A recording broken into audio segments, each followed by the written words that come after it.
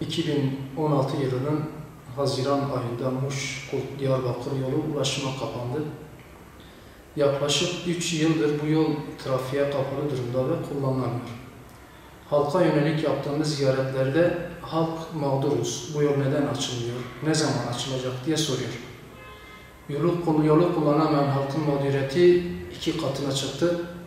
Diyarbakır'a gitmek için daha önce Kulp yolunu kullanan halk, şimdi ya Bingöl ya da Bitlis yolunu kullanmak zorunda kaldı.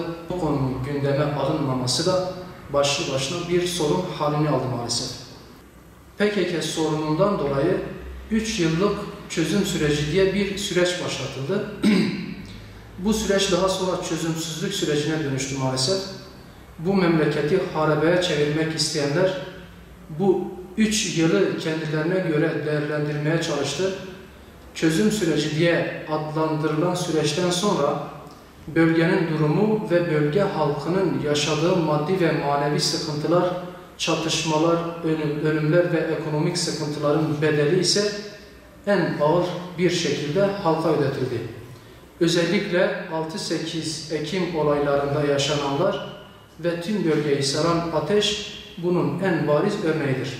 Bu halkın inancıyla, değerleriyle alay edenlerin hayatı nasıl felç ettikleri, yaşanmaz hale getirdikleri, özellikle Muş-Kulp-Şen yaylasında devletin terör olarak nitelendirdiklerinin yol kapatma eylemleri, yaptıkları sorgulamalar ve sonuçları tüm halkımızın malumudur. O sürecin bölge üzerinde oluşturduğu olumsuz hava ve netice maalesef Muş-Kulp-Diyarbakır yolunun da kapanmasına neden oldu. Yaklaşık 3 yıldır Kulp yolu kapalı durumda.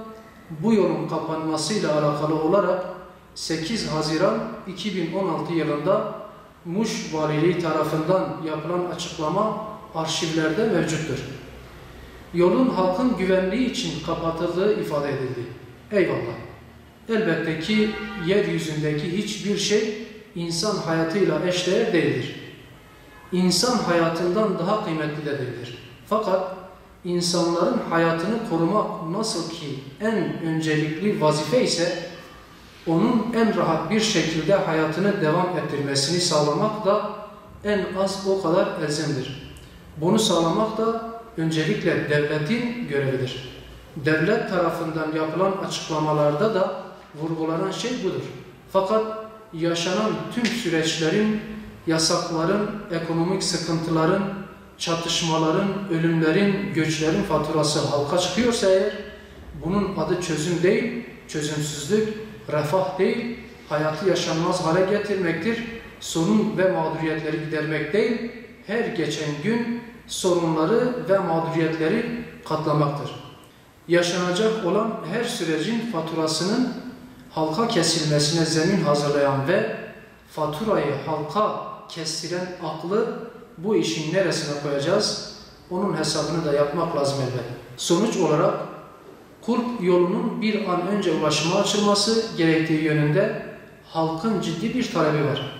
Muş Valiliği ve ilgili birimlerin bu konuyu yeniden değerlendirmesi ve mağduriyetleri giderecek şekilde halkın taleplerine cevap vermesi gerektiği kanaatindeyim. Devlet politikalarından kaynaklı bu mağduriyeti bir an önce gidermek yine devletin görevidir diyoruz.